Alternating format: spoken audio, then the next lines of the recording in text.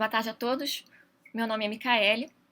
Eu sou professora da área de botânica do Departamento de Ciências do Meio Ambiente, do Instituto Três Rios. E nesse momento de pandemia, eu estou muito feliz de poder estar apresentando essa palestra online e chegando na casa de cada pessoa aqui do Brasil. Antes de começar a palestra, queria falar um pouquinho da botânica, né? Eu comecei a trabalhar com botânica na iniciação científica. A botânica é um mundo maravilhoso. Quando eu cheguei lá, eles me apresentaram um herbário, me apresentaram como é que seria o meu trabalho, e eu me apaixonei. E até hoje eu trabalho com botânica, eu amo botânica. Lógico que quando eu entrei no Jardim Botânico, não deram a família botânica que eu queria trabalhar, mas eu tinha que aprender, né? E é uma forma de aprendizado, é conhecendo outras famílias. Hoje em dia eu trabalho com a família Passiflorácea, que é a família do maracujá, que apresenta uma grande diversidade no Brasil. No Brasil de Passiflora nós temos em torno de 150 espécies e é uma diversidade enorme, né?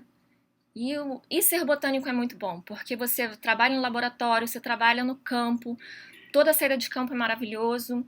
Então eu queria mostrar um pouquinho desse mundo mágico para vocês. Então, o nome da palestra, né? Por que tanto medo da botânica? E isso é complicado, né? Porque a gente sempre vê que as pessoas têm medo da botânica. Os alunos têm medo da botânica. Por que tanto medo da botânica, né? O que acontece para ter esse medo todo? Eu sei que os alunos já chegam na minha disciplina de diversidade vegetal, já com muito medo da minha disciplina. Mas por que esse medo, né? Não é para ter medo da botânica. A botânica é para se amar, já que é um mundo tão lindo, né? Mas eu consigo entender, às vezes, o medo da botânica. A quantidade de nomes que ela tem. Imagina a quantidade de espécies que existem. E esses nomes são escritos em latim, né? Isso acho que amedronta muito as pessoas, né, de ver assim esses nomes em latim. Nossa, eu preciso decorar esse nome em latim. Mas é como se você decorasse o nome das pessoas, né? Imagina assim, a Maria, a Luísa, a Fernanda. Nome de pessoas. Você às vezes decora o nome da pessoa e o sobrenome da pessoa, né? Então,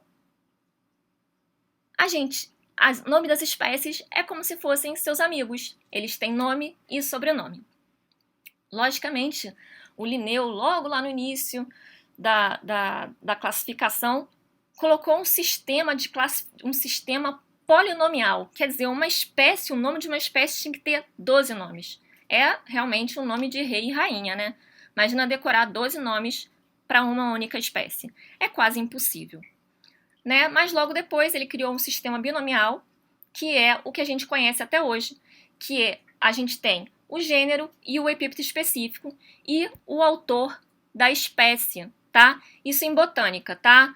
Na zoologia, eles trabalham com outro código de nomenclatura, então eles usam, além do autor da espécie, eles usam também o ano de publicação da obra Príncipes, né? Que é a obra que publicou primeira vez aquela espécie. Mas na botânica a gente usa então o gênero, o epíteto específico e o autor da espécie. Mas o que é uma planta? Quando a gente vai ter aula de botânica, o que acontece na sala de aula? O que a gente trabalha? A gente trabalha só com planta? A gente tem aula só de planta? Infelizmente, não, né? A botânica acaba apresentando grupos de fungos, algas, que não fazem parte do reino vegetal, tá? E eu vou explicando um pouquinho para vocês de cada vez. Através do Código de Nomenclatura Botânica, o Código Internacional de Nomenclatura, né? Vocês estão vendo aqui, Código Internacional de Nomenclatura, para algas, fungos e plantas. Ué, mas você não acabou de falar que algas e fungos não são plantas? Então, né? Ó, existe outro código já, tá? Eu coloquei esse porque é o que tinha na minha casa no momento e eu tinha como tirar foto do livro. Então, né, eles achavam que fungos eram plantas, né? Nasce da terra, é uma planta, né? Então, planta. E as algas fazem fotossíntese, são plantas. Então, é mais ou menos por aí, né? Foram considerados como plantas. Mas, vocês acreditam que fungos são plantas? O que vocês acham? Elas nascem da terra, né? Aqui, ó, parece até ter raizinha, né? Isso aqui são o quê? São líquens, aqui, os cogumelos. E aí? Vocês acham que são plantas? Então, os fungos são aclorofilados, ou seja, eles não fazem fotossíntese. E por evidências moleculares, são mais próximos dos animais. Eles são heterotróficos. As plantas são o quê? Autotróficas, né? Eles se nutrem por absorção, né? E são importantes decompositores. As plantas não são decompositoras, né, gente? As plantas estão na base, né? Aqui nós temos um tipo de fungo muito interessante que é a levedura, que vai dar o sabor aos queijos. Aqui, ó, as pessoas têm o pé de atleta, então tem fungos que passam doenças para as pessoas. Essas aqui são as orelhas de pau. E a gente vê que os fungos não são plantas, porém são estudados dentro da botânica, tá? São estudados também dentro da microbiologia, né? Mas dentro da botânica ele é estudado bastante, porque eles eram entendidos que eram plantas. Então, apesar deles fazerem parte do código de nomenclatura, eles não são plantas. Eles só seguem o código de nomenclatura. Como que eu vou dar um nome para uma espécie de fungo? Eu vou seguir o código de nomenclatura botânica, tá? E com relação às algas? As algas são plantas? O que vocês acham? Bom, qual é o grupo das algas, né? Ele é formado, então, pelas cianobactérias, que são as algas azuis. Ele é formado pelo grupo do fitoplâncton, que são diatomáceas, dinoflagelados, euglenas, formado por algas pardas, algas vermelhas e algas verdes. Todos esses fazem parte das plantas? Será? Não, né? Esse grande grupo artificial, na verdade, é um grupo que forma uma árvore polifilética, ou seja, eles não têm ancestrais em comum. E, na verdade, quando você vai olhar a árvore filogenética, você consegue ver que as cianobactérias estão no domínio da bactéria e os demais estão no domínio eucária. Então, já consegue ver que cianobactéria realmente não faz parte do grupo das outras algas, né? Quando a gente vem para esse gráfico aqui, o que vocês conseguem ver? Que as algas, elas têm ancestrais diferentes. E apenas as algas verdes são as mais próximas das plantas, tá? Como vocês podem ver aqui. Então, o que afirma pra gente que as algas é, na verdade, um grupo muito artificial. Ou seja, né? Elas não têm um ancestral em comum e elas não podem ser consideradas do grupo vegetal, do reino vegetal, do grupo Viridiplantes. Então, na verdade, as algas que são pertencentes ao grupo da clorófita, que são as algas verdes, elas fazem parte do grupo Viridiplantes, que são as plantas verdes, fazendo parte, então, do reino vegetal. Né? E uma característica importante que vai reunir as algas verdes às demais plantas é que o grupo das carófitas começa a formar um tipo de embrião, né? Porque as plantas, elas formam um embrião, por isso que elas são do reino vegetal, tá?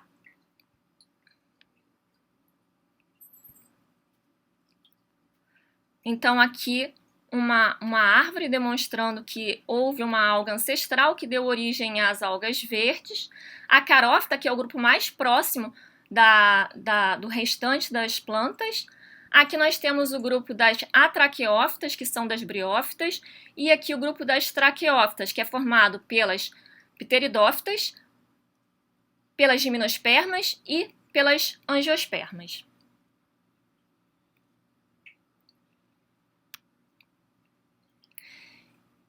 Que grupo é esse, gente? Quando a gente entra numa floresta ou numa área mais sombria, mais abafada, ou quando a gente vai para uma cachoeira, qual a primeira planta que a gente consegue ver, observar? São os musgos, né? Eles adoram regiões mais úmidas, mais sombreadas.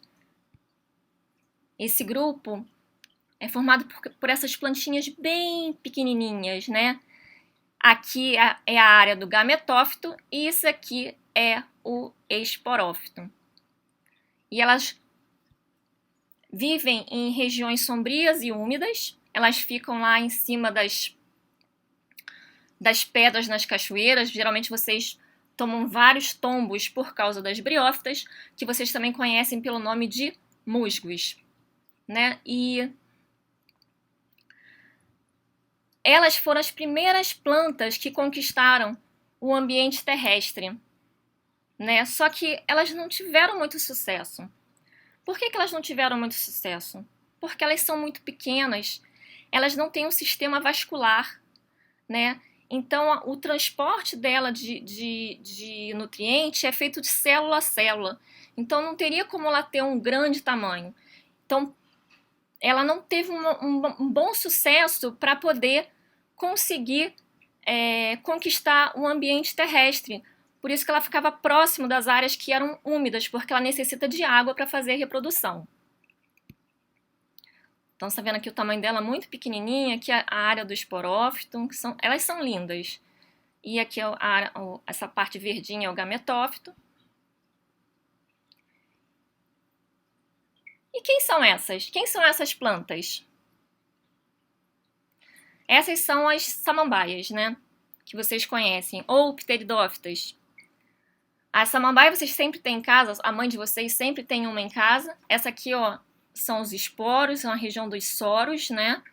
Aqui são liberados os esporos para o ambiente, para dar origem a uma nova planta, né? E elas foram as primeiras plantas que realmente conquistaram o ambiente terrestre, tá? Por quê? Elas apresentam um sistema vascular, tá? O que as briófitas não tinham. E isso foi importante para elas conseguirem crescer, ter uma certa altura, porque elas tinham um sistema vascular que propiciava levar o nutriente de uma área para outra da planta, né? Então elas fizeram, na época que elas apareceram, elas formaram grandes florestas, só que mesmo assim elas não tiveram um sucesso absoluto, né? Apesar de ter muitas espécies desse grupo, elas não tiveram um sucesso absoluto. E aí apareceram as gimnospermas, né?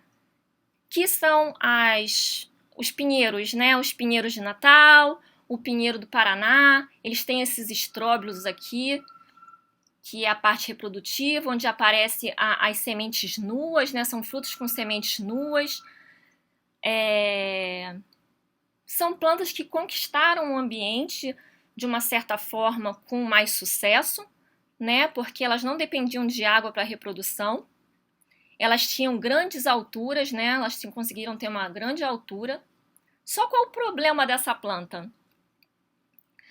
O sistema reprodutivo dela demora de 1 a 3 anos para funcionar. Então, ela consegue dar um fruto, essas sementes nuas, essas pinhas de Natal que vocês usam no Natal, a cada 1 ou a cada 3 anos, vai depender da espécie que a gente está trabalhando. Então, o sucesso evolutivo dessa planta não foi tão grande igual o das angiospermas. As angiospermas foi o grande boom evolutivo. Por quê? O sistema reprodutivo dela é muito rápido. Então, vocês veem plantas que conseguem dar flor e fruto de 1, 3, 4 vezes por ano. Então, isso fez com que a diversidade de espécies aumentasse muito. A gente tem uma diversidade gigantesca de angiospermas, né? É o grupo com maior número de espécies. Aqui a gente tem um exemplo de uma angiosperma, uma arvorezinha, né? Isso aqui é uma arvorezinha do cerrado, tadinha, ela está sendo empurrada pelo vento, né? Então ela fez esse formato, ela se adaptou a esse formato, né? Depois de tanto vento. Só que aí vem o medo de novo. As angiospermas é o maior grupo de espécies, tem a maior diversidade de espécies. E a gente tem um sistema de classificação para ela que a separa nesses diversos grupos: angiospermas basais, monocotiledôneas e, vou botar todo mundo junto, tá? Eudicotiledôneas. Vou botar, as eudicotiledôneas se separam também, tá? Em eudicotiledôneas mais basais, as rosídeas e as asterídeas. Mas eu vou tratar aqui como esse grande grupo de eudicotiledôneas, o grupo de monocotiledôneas e o grupo de angiospermas basais. E isso realmente assusta os alunos quando eles chegam nessa parte da matéria. Falam assim, nossa, professora, como é que eu vou saber tudo isso? É muito difícil. Eu falo assim, gente, não é tão difícil. Porque tem partes morfológicas da planta que nos mostram que grupo que essa planta faz parte. Então, não é tão difícil você conseguir classificar pelo menos os grandes grupos. Eu sei que no colégio de vocês podem ter aprendido que as angiospermas se separavam em monocotiledôneas e dicotiledôneas. Mas a gente sabe, hoje em dia, pelo novo sistema de classificação do APG, a gente tem uma divisão, as dicotiledôneas deixaram de existir e elas se separaram em angiospermas basais e eudicotiledôneas, que são as verdadeiras dicotiledôneas, tá? A separação das eudicotiledôneas para angiospermas basais foi relacionado às flores, tá? E principalmente ao pólen, tá? Que aqui nas eudicotiledôneas elas têm a partir de 3 aberturas, tá? O que não acontece nas angiospermas basais. E as monocotiledôneas? Não, as monocotiledôneas vocês aprenderam no colégio e continua sempre a mesma coisa. Vamos dar continuidade. Quem são as angiospermas basais? São aquelas flores com muitas peças florais, muitas mesmo. Muitas pétalas, muitas sépalas, muitos estames. Gineceu do tipo diale carpelar, tá? Ou do tipo apocarpe, como vocês quiserem falar. E essa disposição, ela é espiralada, gente, tá? Ela não forma ciclos que você consegue separar certinho. Ela é uma disposição totalmente espiralada. Esses estames deles são laminares, tá? O filete, ele é pouco diferenciado da antera. Olha só, isso aqui é um filete que é mais... Esqueci a palavra. Mas ele é mais delgado, tá vendo? Esse aqui é mais laminar. Então, tá vendo as anteras aqui? As anteras são pouco diferenciadas, sabe? Olha só, pouco diferenciadas. Olha só as pétalas, tá? Muitas pétalas de disposição espiralada. Olha isso aqui, isso que vocês estão vendo aqui que eu tô mostrando, são os estames. Olha a quantidade de estames. Isso aqui é a parte do ovário da planta, né? Então vocês conseguem ver que são vários ováriozinhos. Então é um ovário do tipo de alicarpelar, que tem vários carpelos. Cada um, tipo assim, são vários ovários muito pequenininhos, todos reunidos, tá? Então, isso diferencia as angiospermas basais. Isso aqui é uma piperácea, que é uma angiosperma basal. E essa aqui é a ninféia, linda, maravilhosa, que é também uma angiosperma basal. Olha a quantidade de pétalas que ela tem, tá? Olha a quantidade e a disposição dela toda espiralada, os estames. Aqui a gente consegue ver o ovário dela, tá? Com vários carpelos. E quem são as monocotiledôneas? Lá no colégio a gente aprendeu a separar as monocotiledôneas das dicotiledôneas, né? As monocotiledôneas a gente plantava lá o arrozinho e o feijãozinho, né? E quando nascia, as monocotiledôneas nasciam com apenas um cotilédone, que é aquela folhinha primordial, e as dicotiledôneas nasciam com 2 cotilédones, que são aquelas 2 folhinhas primordiais. Então, as monocotiledôneas elas são fáceis de identificar porque elas apresentam aquelas raízes do tipo fasciculada, ou seja, do tipo cabeleira, né? Os feixes, eles são dispersos no caule, tá? Isso aqui são os feixes vasculares. O sistema vascular dele é todo disperso no caule. Só que essa parte aqui vocês não conseguem ver no campo, né? Vocês só conseguem ver no laboratório. O que vocês conseguem ver no campo?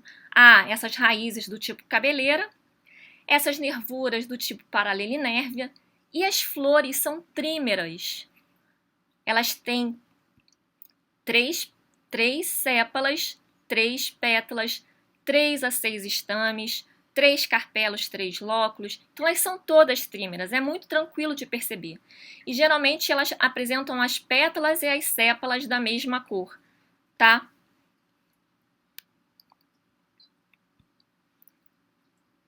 Aqui a gente tem as palmeiras, aqui o pepalanto, que são as sempre vivas, que fazem parte do grupo das monocotiledôneas, as bromélias. Esse aqui é um narciso muito bonito. E quem são as eudicotiledôneas? As eudicotiledôneas, elas apresentam a raiz pivotante, ou seja, elas têm uma raiz do tipo principal, né? Super fácil de separar. As folhas são do tipo peninérvia, ou seja, são folhas parecidas com uma peninha. Imagina uma pena, né? Então, é uma nervação do tipo reticulada em sua maioria. A gente tem que pensar que existem as exceções, porque existem nervação do tipo curvinérvia, do tipo peutinérvia, mas em sua grande maioria as eudicotiledôneas apresentam a nervação do tipo peninérvia. As flores, isso aqui é importantíssimo, as flores são pentâmeras ou tetrâmeras, ou seja, o que quer dizer isso? As flores têm 5 pétalas, 5 sépalas, 4 pétalas, 4 sépalas. Tá? E isso aqui é importantíssimo também, flores cíclicas, ou seja, a gente consegue ver certinho a separação. Isso aqui é o ciclo da sépala, isso aqui é o ciclo das pétalas. Então, a gente consegue ver a separação dos ciclos. A disposição não é espiralada, e sim em ciclos, tá? Outra coisa importante são os estames. Tá vendo que aqui, ó, o filete dele é bem delgado e a gente consegue diferenciar a antera do filete, tá? Aqui é uma cactácea, que faz parte do grupo das eudicotiledôneas, tem flores lindas e maravilhosas.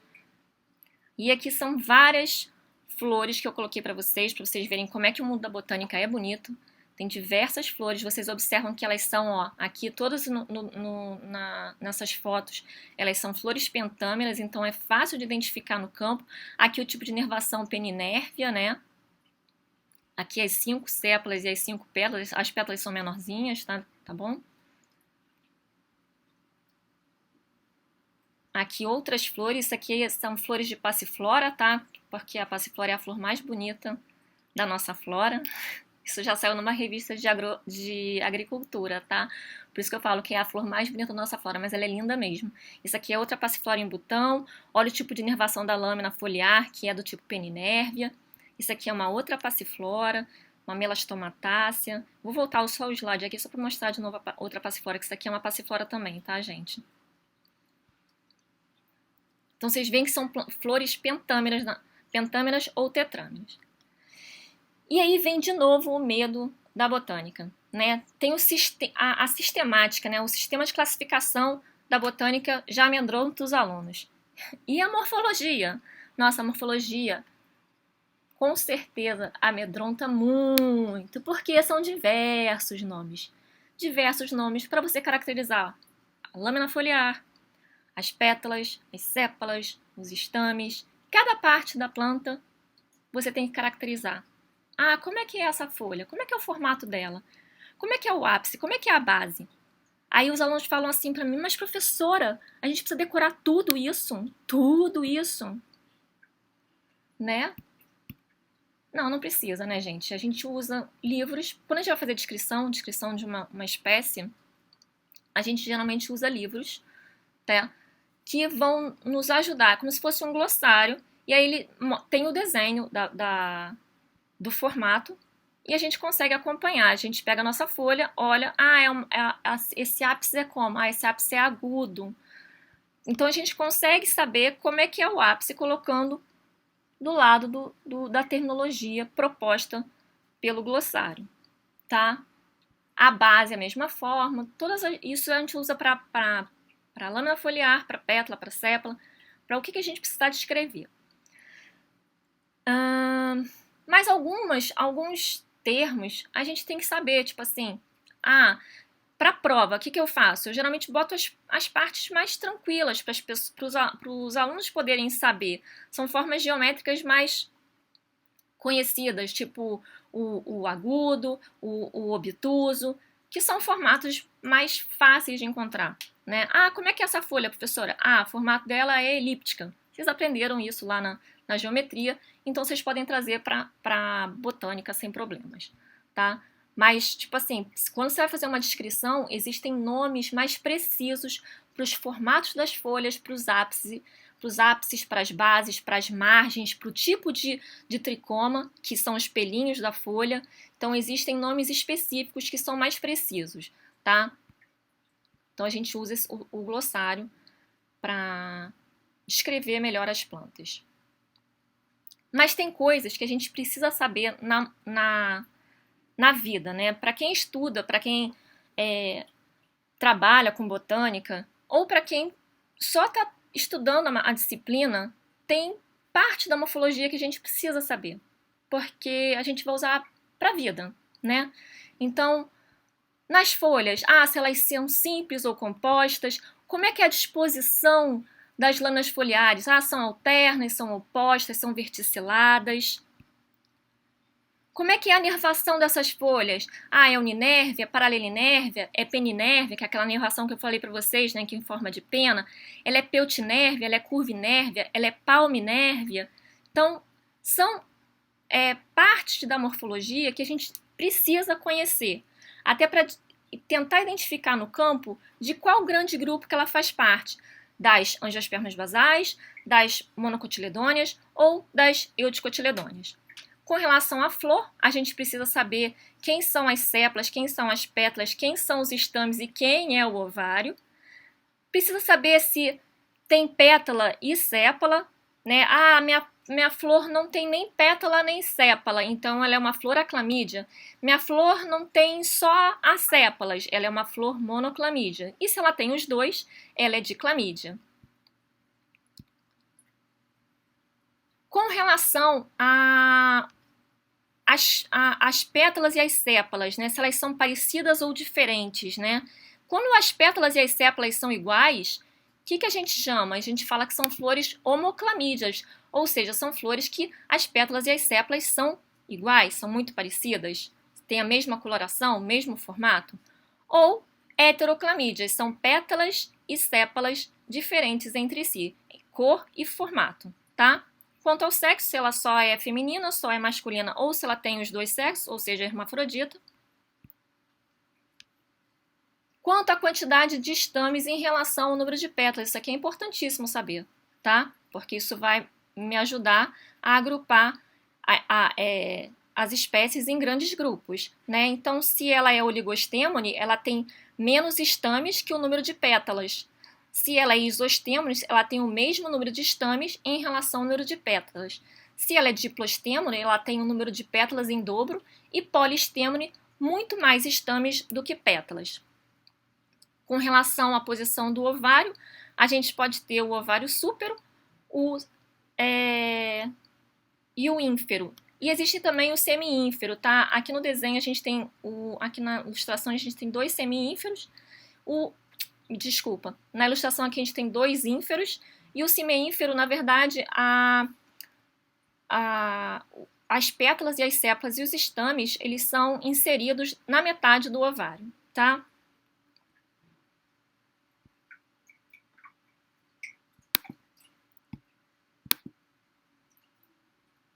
Espera que passou um slide a mais aqui, deixa eu voltar. Quanto às soldaduras das pétalas, isso aqui é importantíssimo também saber, que as pétalas são as pétalas e sépalas, tá?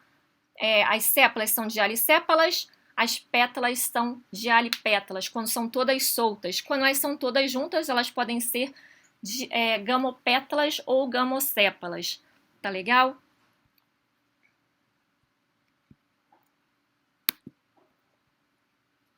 Aqui, uma flor trímera, uma flor pentâmera. Uma flor trímera a gente sabe que são monocotiledôneas. Uma flor pentâmera nós sabemos que é uma flor pertencente às eudicotiledôneas.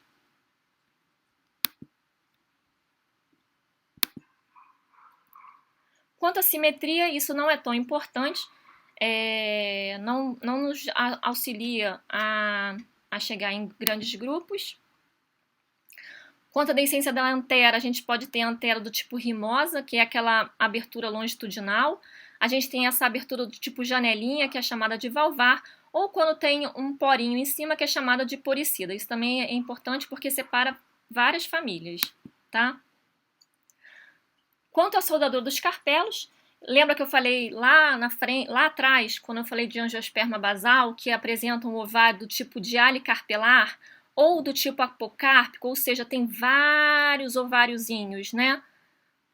E a gente tem nas eudicotiledôneas, em sua grande maioria, ovário do tipo gamocarpelar ou sincárpico, tá? Tanto faz o uso dos dois nomes, que você vê somente um único ovário, né?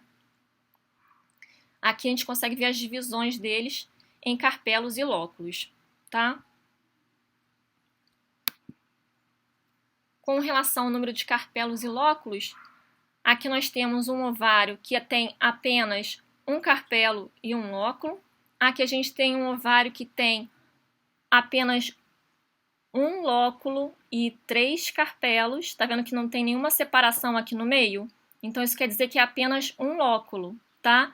E quando você vê esses ovos agarradinhos, um em cada cantinho, são os carpelos. Então, ó, aqui tem 1, 2, 3 carpelos e apenas um espaço vazio, quer dizer, apenas um lóculo. Aqui nessa ilustração aqui a gente vê que tem 3 carpelos e 3 lóculos, tá? Isso é importante saber também. Com relação à placentação, eu vou pular porque a gente tem muito para falar ainda. Com relação aos frutos, voltando aqui só na placentação, é importante, mas para a separação em grandes grupos não faz tanta diferença, tá? Por isso que eu vou passar para não me ater a detalhes tão pequenos. Quanto aos frutos, a gente pode ter os frutos do tipo baga ou do tipo cápsula. Existem também as drupas, as infrutescências, os frutos múltiplos. Então, existem diversos tipos de frutos que são importantes conhecer os formatos deles e eles são bastante usados nas aulas de morfologia, tá? Bom, com relação à botânica, a gente pode trabalhar com N coisas diferentes, tá? N coisas diferentes. Isso aqui é um trabalho que eu fiz de anatomia na minha tese de doutorado e você pode trabalhar com a anatomia do pecíolo, fazer a parte da nervação da lâmina foliar, pode fazer a parte aqui é do pecíolo e aqui é da nervura central, tá, gente? Isso aqui é a parte da flor, a gente consegue ver o tipo de tricoma, a gente consegue ver aqui, ó, isso aqui é o ocelo. Então, a gente consegue ver bastante coisa em anatomia também. Então, na verdade, a botânica tem vários caminhos para se partir, né? Você não precisa trabalhar só com taxonomia, você pode trabalhar com outras coisas. Então, uma delas é trabalhar com trabalhar com anatomia, trabalhar também com palinologia, que é muito legal, os pólens são maravilhosos, são lindos demais. Vou até botar aqui para cá, pra aumentar um pouquinho para vocês verem. Olha só como eles são bonitos. Os pólens são umas coisas maravilhosas. Eles dão estudos lindíssimos. Então, tipo, existem N formas de estudar a botânica. Não precisa ser apenas a taxonomia. Tem a parte da ecologia. Essa parte de estudar a planta no campo é maravilhoso. Você consegue ver a mesma espécie em ambientes diferentes. Consegue ver as adaptações que ela teve para aquele determinado ambiente. Então, é importante também o estudo de ecologia. A parte de distribuição geográfica das espécies é muito interessante e muito importante nessa época de grande devastação, né? A gente sabe que às vezes a gente bota um ponto de distribuição geográfica de uma determinada planta, de uma determinada espécie, e depois quando a gente vai observar no Google Earth, aquele local já não, aquela floresta já não existe mais, né? Aquela floresta já foi devastada, e isso é um grande problema, e esses dados de distribuição geográfica são muito importantes, porque a gente consegue saber onde as plantas existiam e agora onde elas... E agora a gente sabe que elas não ocorrem mais lá, né?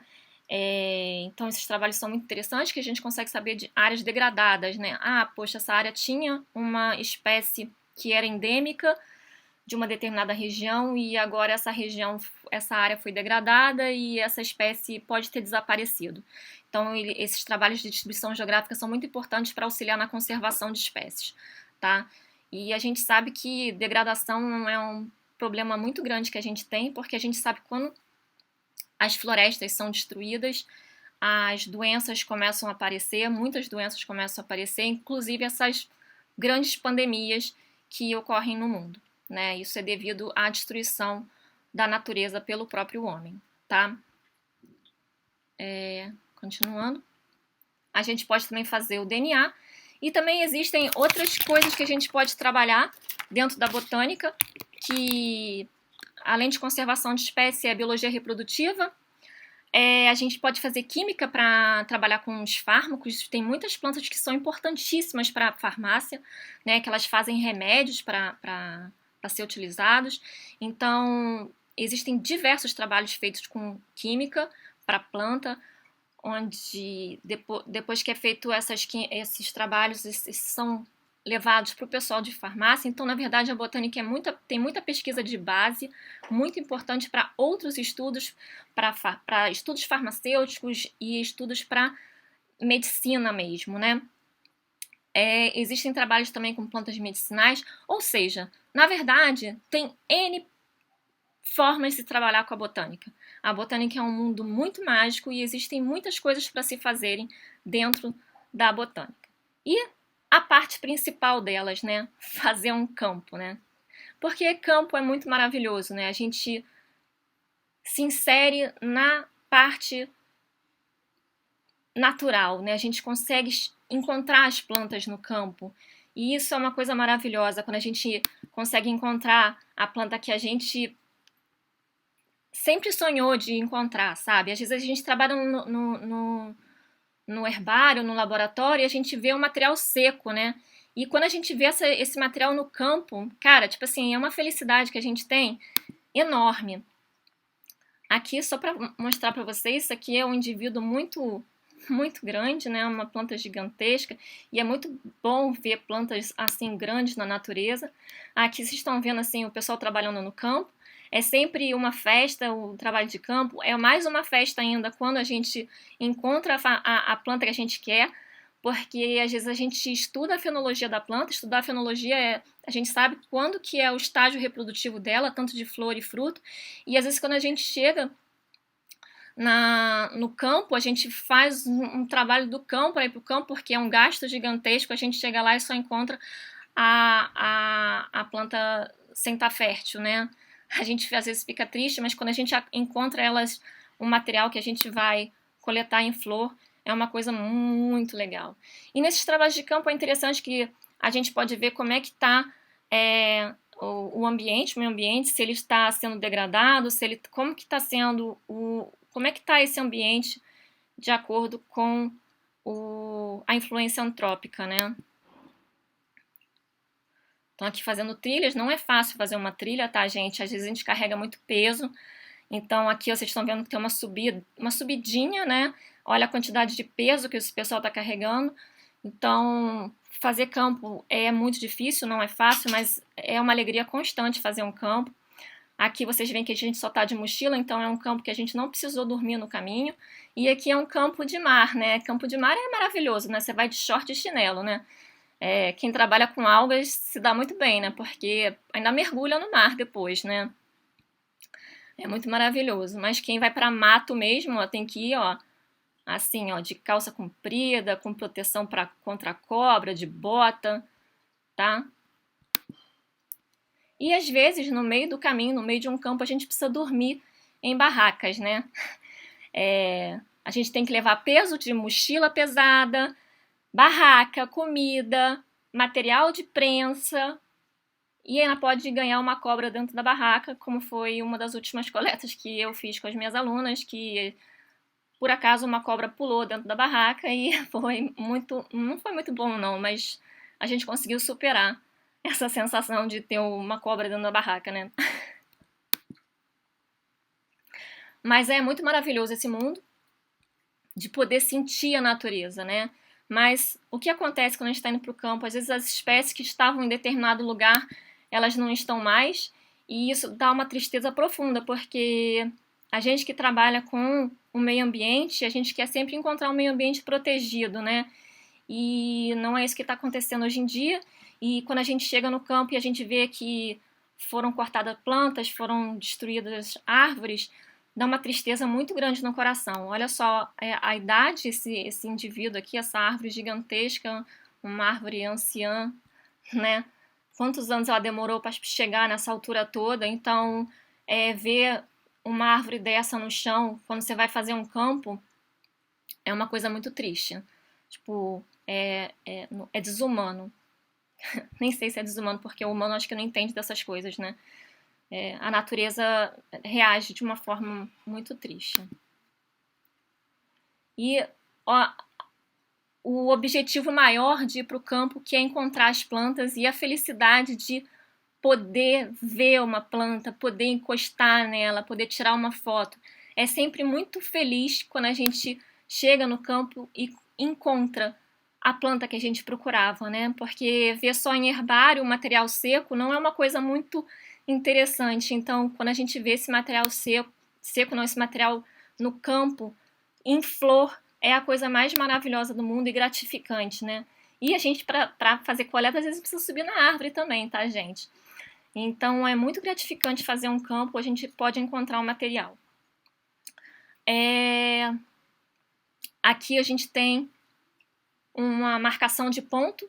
É sempre importante quando você coleta um material marcar o ponto de latitude, longitude e altitude local, porque isso te ajuda muito depois nos trabalhos de distribuição das plantas no ambiente que você está trabalhando. Então é importante marcar os pontos. A gente usa esse GPS que é um programa, um aplicativo baixado para celular mesmo, e é muito fácil de usar, é super tranquilo e a gente sempre marca os pontos com ela e dá certo, tá, gente? Porque a última vez que eu marquei um ponto com esse aplicativo, a gente foi em busca dessa planta de novo e a gente conseguiu encontrar. Ela marcou certinho o local de busca e de encontro dessa planta. Então é importante usar, toda vez que vocês forem coletar o material, marcar ponto de longitude, latitude e altitude também, porque tem plantas que a determinada altitude não ocorre.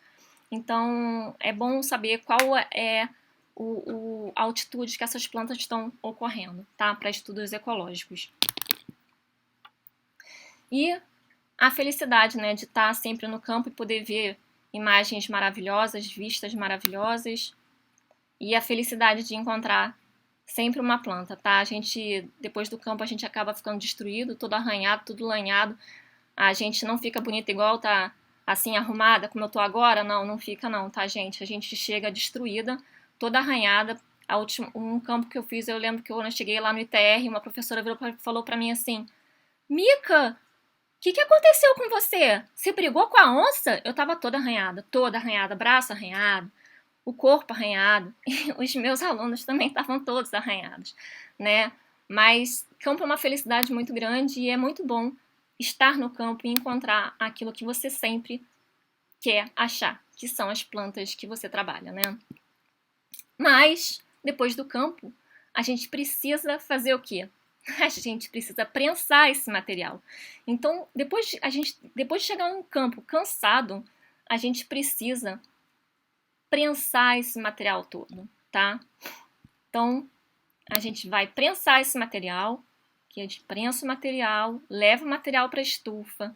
Depois que esse material sai da estufa, ele vai para o processo de herborização, que é a montagem das essicatas, e então as essicatas são incluídas no herbário, tá? E assim, a partir desse momento, a gente consegue, então, trabalhar com as plantas que estão no herbário, incluídas no herbário, a gente consegue trabalhar com elas no laboratório, tá? Então, a gente tira foto delas, mede planta, mede folha, mede flor, tudo isso em laboratório. E a gente consegue, durante esses trabalhos de busca em herbário, a gente consegue ver materiais que nunca mais foram coletados. Eu tenho material que foi coletado pela última vez em 1930, 1920, então a gente sabe que é uma espécie que pode estar ameaçada de extinção.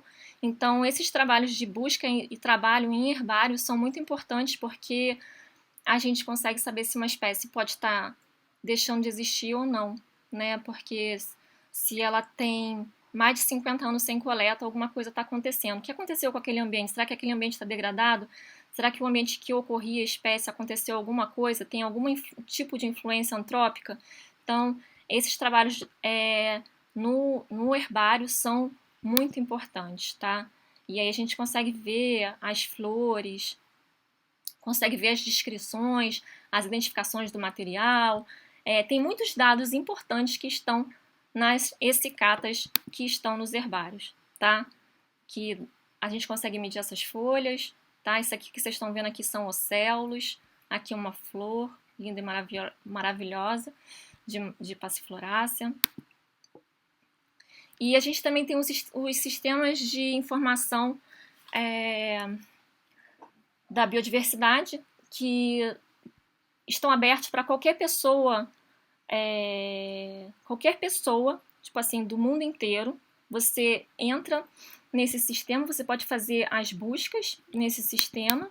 Então aqui tem um formulário de busca, então você pode colocar o nome da espécie que você está procurando e achar dados para ela, né? Aqui tem o Jabot também, que é outro sistema de busca, outro sistema de informação da biodiversidade. Aqui eu coloquei até o nome de Passiflora racemosa para fazer uma busca. E aqui a gente encontra os diversos indivíduos de Passiflora racemosa que estão dentro do Jabot, do sistema Jabot, tá? Então você consegue ver quem determinou a espécie, a procedência da espécie, os dados dessa espécie, né? Como é que essa espécie estava no campo. Então são dados importantes que estão abertos para qualquer pessoa na internet, tá? Você consegue abrir a foto dessa planta. Então são dados bem interessantes que estão nos sistemas de informação da biodiversidade. E aqui, ó, você consegue ver até esse cata. Tipo assim, ela vem com uma reguinha, vem com um jogo de cor aqui. Você consegue aproximar essa ficha aqui da Essicata, então você consegue ler o que está escrito nela. Você consegue medir essas folhas. Tem uns que você consegue medir as flores também, então depende do material, de como está fotografado esse material, mas geralmente você consegue fazer muita coisa nesses sistemas de informação sem precisar ir até o herbário, que a gente sabe que às vezes ir até o herbário é muito custoso, né, pra gente, e fazer às vezes alguma parte do nosso trabalho pela internet funciona. E depois, né, o legal, né, de você poder mostrar tudo isso e divulgar todo o seu trabalho, compartilhar seu trabalho em eventos, né, em eventos científicos e eventos com a comunidade também, como aqui foi a Feira de Ciências que ocorreu no ITR em 2016. Então, o poder divulgar os trabalhos que a gente faz para a comunidade é muito importante, tá? Porque a gente consegue mostrar tudo aquilo que a gente está fazendo dentro da universidade, dentro do laboratório, e mostrar para as pessoas que a ciência está sendo feita, tá? Seja ela uma pesquisa de base, seja ela uma pesquisa avançada. As pesquisas estão sendo feitas e elas precisam ser feitas, né? Porque a ciência é muito importante para o crescimento de uma população, de uma nação, né? Então, esse filme foi feito para um projeto de pesquisa, na qual eu orientei uma aluna de mestrado, que foi as passifloráceas do Parque Nacional Serra dos Órgãos. E o meu marido acabou indo para um campo com a gente, um dos campos, né, porque ele foi para alguns, né, e ele fez a gravação desse filme do projeto para a gente poder fazer divulgação desse projeto em eventos e vocês conseguem ver aí que para todo tipo de coleta tem um cronograma, uma programação, né? Primeiro a gente pensa quais são as épocas, os períodos onde vai ter flor e fruto. A gente faz uma pesquisa fenológica das plantas, das espécies de passiflora, para saber qual o melhor período para coleta, porque como essas coletas são feitas com os nossos recursos, na maioria das vezes, a gente tem que pensar bem em qual a melhor época de coleta, de fazer o trabalho de campo, né? E às vezes, mesmo a gente programando, pode ser que a gente não tenha sucesso de encontrar todas as espécies em flor, mas a gente sempre encontra espécies em flor. Nessa parte do vídeo, vocês conseguem ver o trabalho que é fazer um campo, né? Porque nessa travessia a gente precisava levar todo o material de campo, porque a gente precisava dormir nas áreas em algumas áreas para poder trabalhar em determinadas áreas, né? E como é uma travessia, né? Você tem que parar de qualquer forma e a gente precisa levar todo o material. Então essas mochilas são super pesadas porque tem material de campo, comida, roupa para 5 dias. E às vezes quando a gente vai subir a trilha, a gente pensa várias vezes, né? Nossa, posso deixar essa mala para trás. E a comida de campo, né? Primeiro que as condições não são as ideais para fazer a comida, né?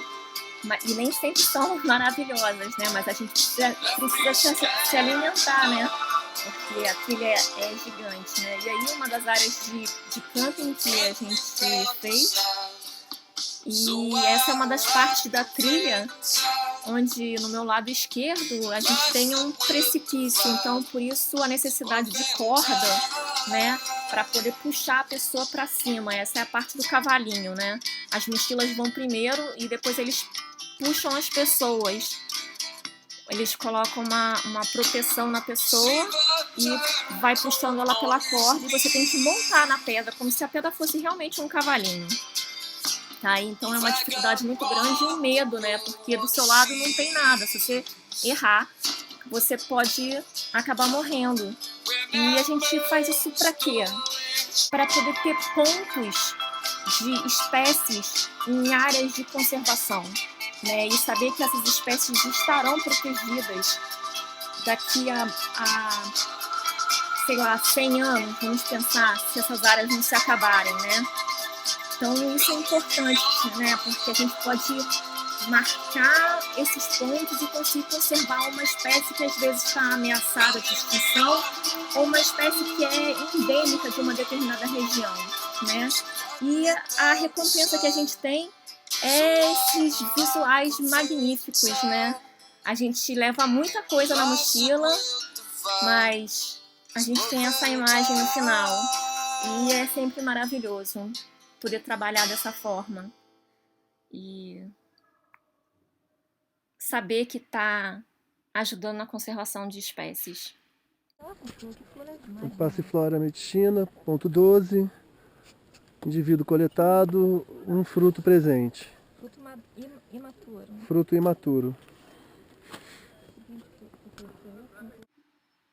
Bom, gente, continuando, queria falar que nem toda coleta é um trabalho ingrato, né? Que a gente sabe que na verdade, apesar de carregar muito peso, de ficar estressado, de dormir em alojamento ou dormir numa barraca de camping, num lugar que a gente não sabe onde realmente vai ser, existem os momentos que são de